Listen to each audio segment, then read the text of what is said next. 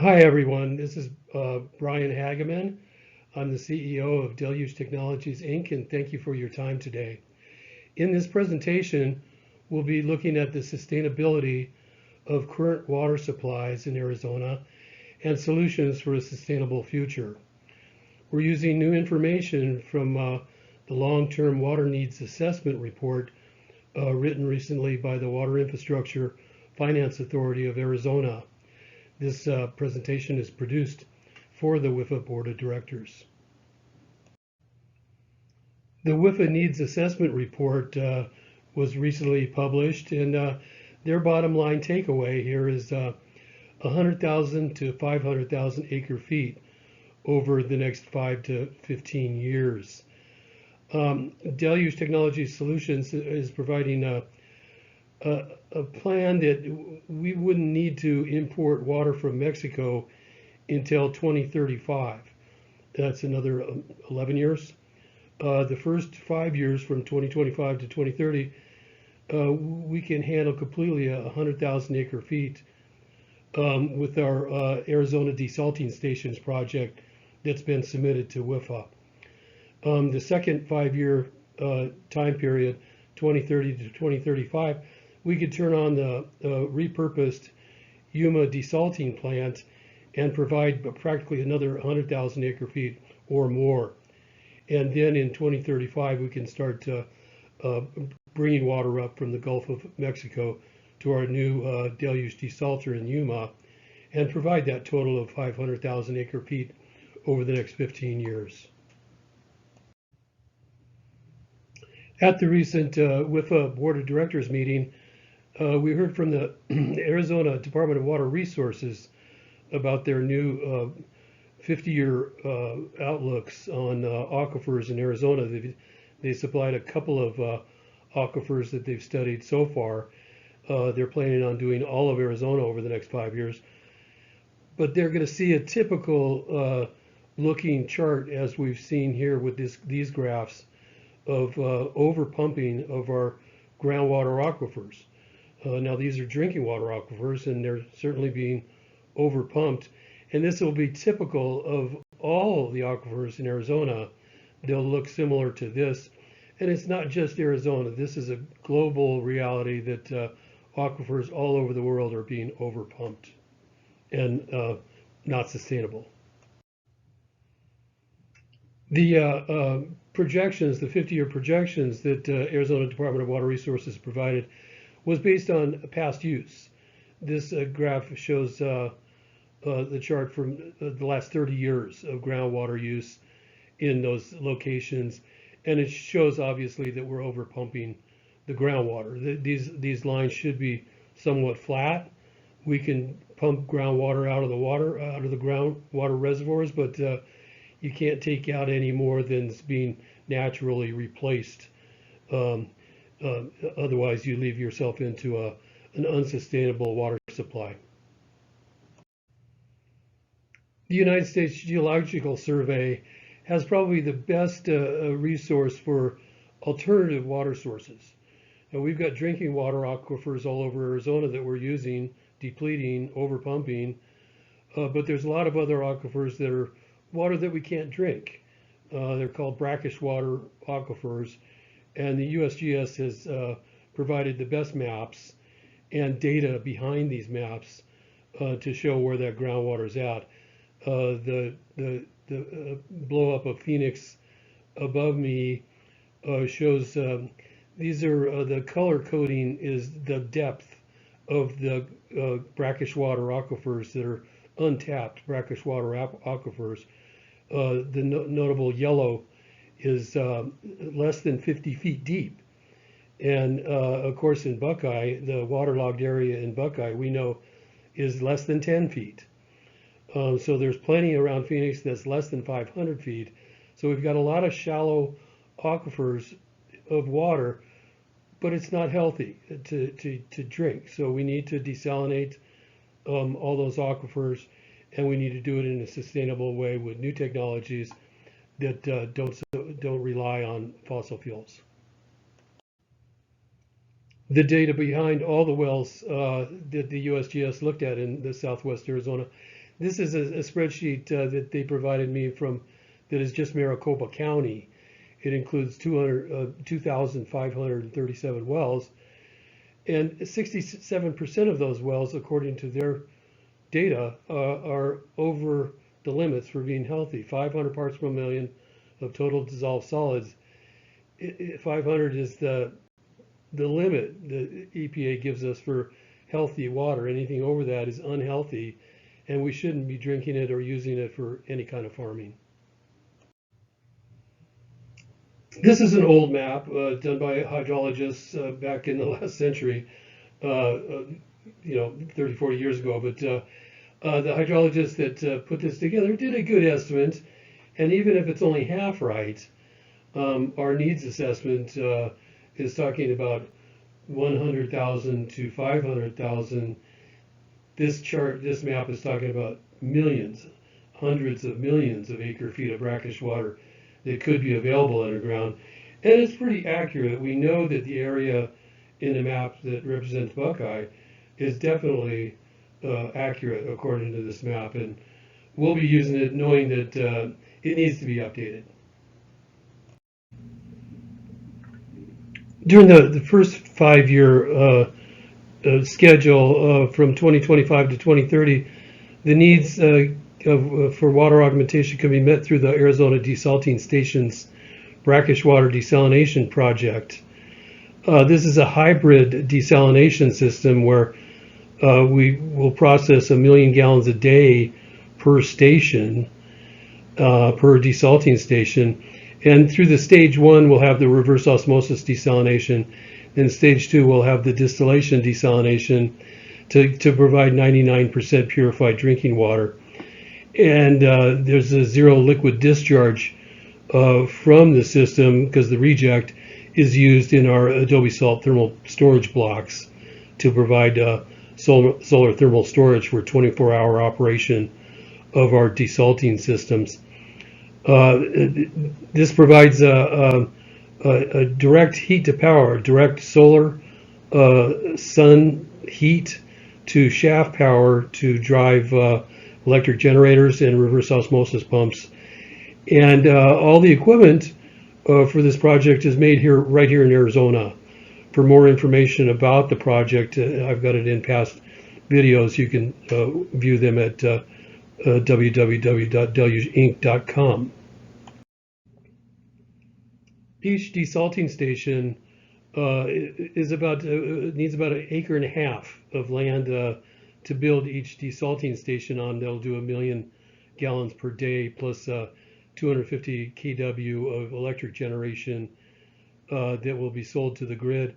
Also, on each charging station, each desalting station, there'll be an EV charging station down by the blue water tanks is the control room, and electric vehicle charging station that'll be at each of the 100 desalting stations, providing people a way to charge their electric vehicles with 100% pure green electricity from the sun, instead of plugging it in at home or a normal charging station that uses fossil fuel electricity. We need to start on the pilot project first to get all of our manufacturing techniques and processes completed, and the pilot project will be located here in Maricopa County, probably in Buckeye. That cost in the proposal is $2.8 million for the pilot project, and then every desalting station that we'll be building after that is $2.5 million each. The pilot project will be built in a 40-foot shipping container and brought out to the field along with our solar collector system and thermal storage system that we'll be building. But the pilot plant will be a fully operating commercial system selling water and electricity, selling 250,000 gallons per day of clean drinkable water from a brackish water source.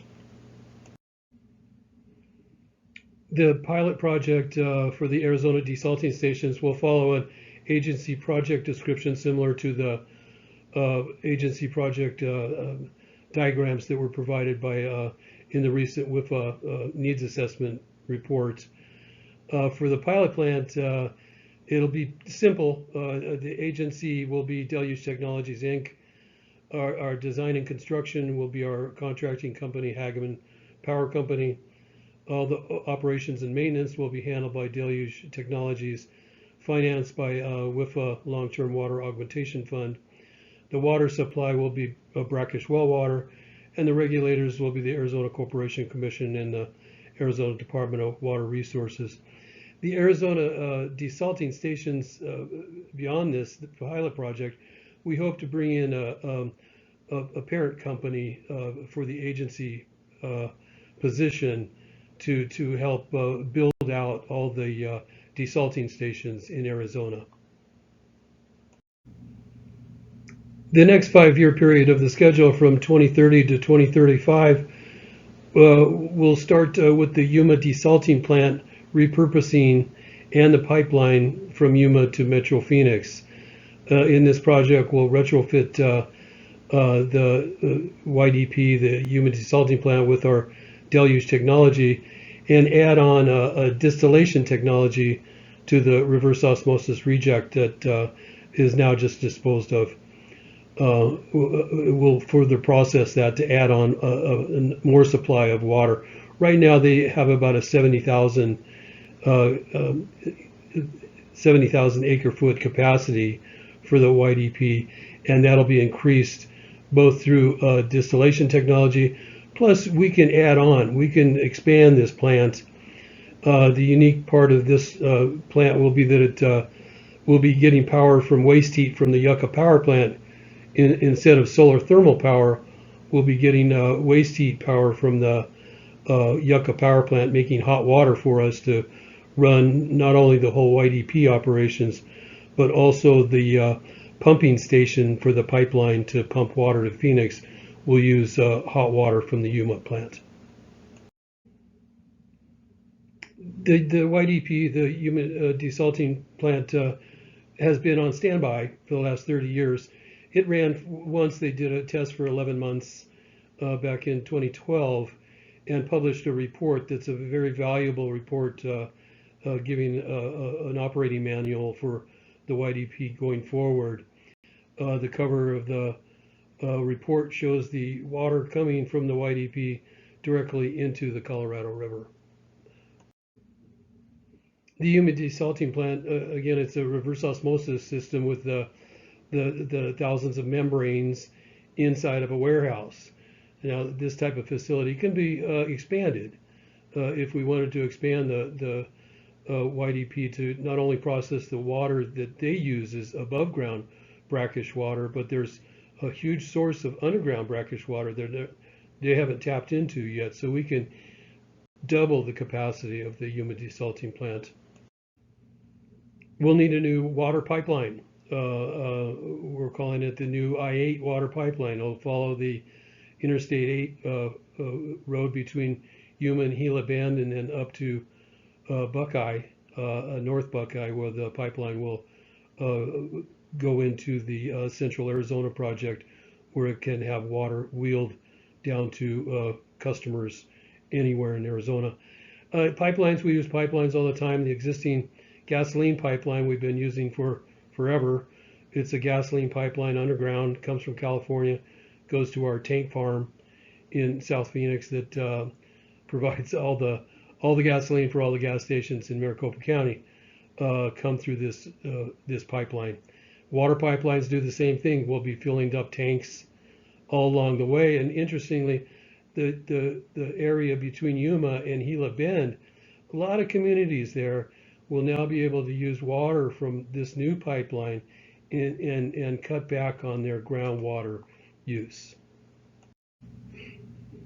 We're scheduling the repurposing the YDP in the second 5 years because it's going to take about 5 years to get ready. In their report from the Yuma desalting plant report they did in 2012, they mentioned in there the quote, long-term operation of the YDP is not presently under consideration and would only be considered in the future in accordance with appropriate federal law, meaning we need to write a new legislation to repurpose the YDP. Now, that could be done. It's a matter of getting it through Congress and signed by the president. It can be done. And in that repurposing legislation, we would also add the cost of the pipeline and cost of repurposing and the cost of getting the heat from the Yucca power plant, turning that into hot water. All of these project costs can be included in this legislation, and then the funding would be provided to WIFA for management of that new funding source for repurposing the YDP.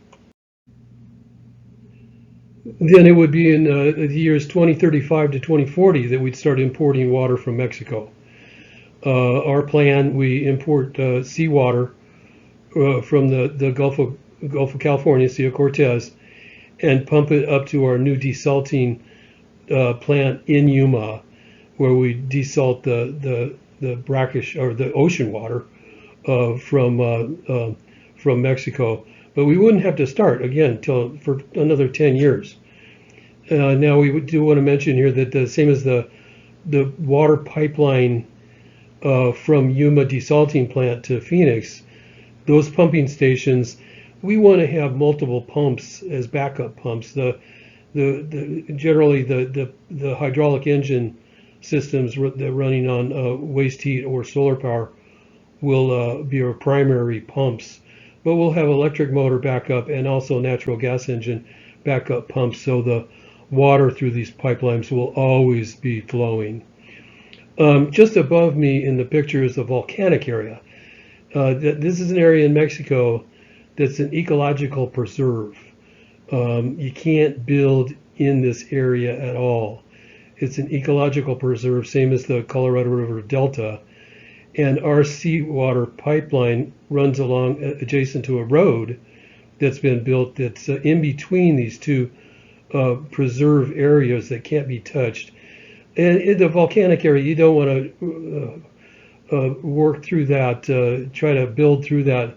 Volcanic rock is a lot of work to do your civil engineering work, so it needs to be avoided regardless of the environmental impact or just the volcanic rock. To review, the WIFA needs assessment, bottom line takeaway, 100,000 acre feet to 500,000 acre feet in 5-year periods. We can do the first 10 years with Arizona water. We don't need to import any new water for the first 10 years. And again, this augmentation is for population growth, but also to allow the aquifers to start to, the municipalities to start pumping less out of their aquifers and bring them back to a sustainable level. In conclusion, for the long-term water supply augmentation, we want to maximize in-state supply through brackish water desalination. We've got plenty of it. There's even more than what we've been presenting here, that we may not ever need water from Mexico. But if we do go in that direction, we won't need it for another 10 years. And whatever we do, we need to build sustainable water systems using renewable energy as a source to provide green, environmentally friendly, renewable water supplies and electric supplies. Thank you very much for your time.